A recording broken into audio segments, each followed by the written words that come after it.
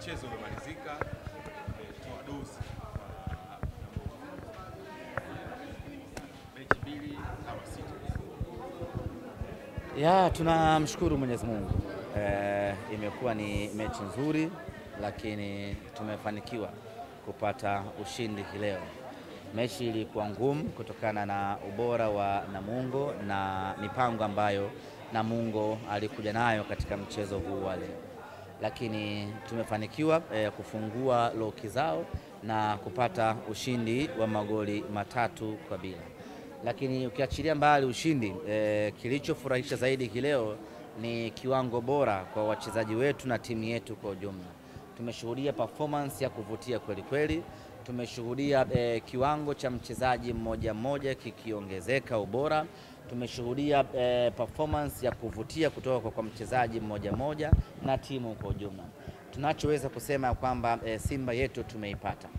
Japo hatujafika mwisho kwenye Simba ya kwetu, lakini walau mwanga umeanza kuonekana kuelekea kwenye Simba yetu.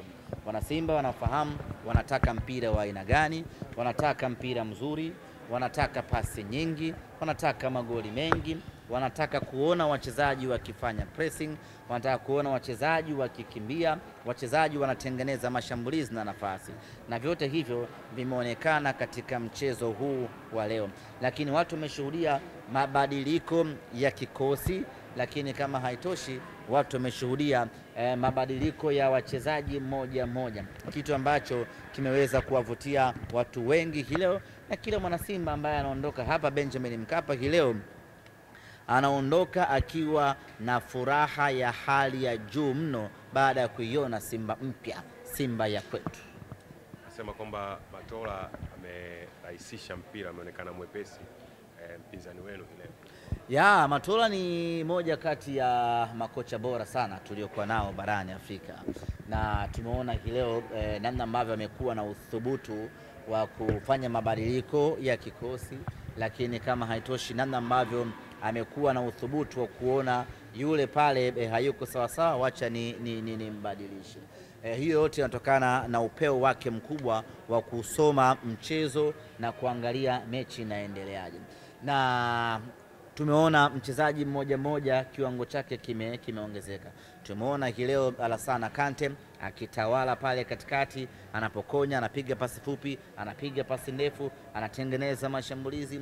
Tumemuona Budo ambaye hatujamuona kwenye kiwango bora namna hii kwa muda mrefu kwa kweli. Hii ni kazi ya muda mfupi ya Mwalimu Selemani Matola ya kuongeza viwango vya mchezaji mmoja mmoja, na hatimaye watu leo wameondoka hapa Benjamin Mkapa wakiwa wameridhika kwa 100%.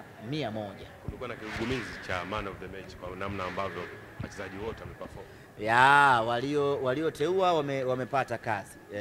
Kwa sababu kuna wakati alionekana kama Budo angeweza kuwa man of the match, kuna wakati kama Kante angekuwa man of the match, kuna wakati waliofunga pengine wangeweza kuwa man of the match, lakini yote kwa yote wamekwenda kuchagua mtu sahihi ambaye ni Rushin De Reuck, baada ya kazi kubwa ambayo ameifanya, interceptions ambazo amezifanya, blocking ambazo amezifanya, ukijumlisha na goli ambalo amefunga, limemwongezea thamani katika mechi ya leo, na hatimaye amekuwa mchezaji bora. Na Rushin anafunga goli lake la pili katika ligi kuu ya Tanzania.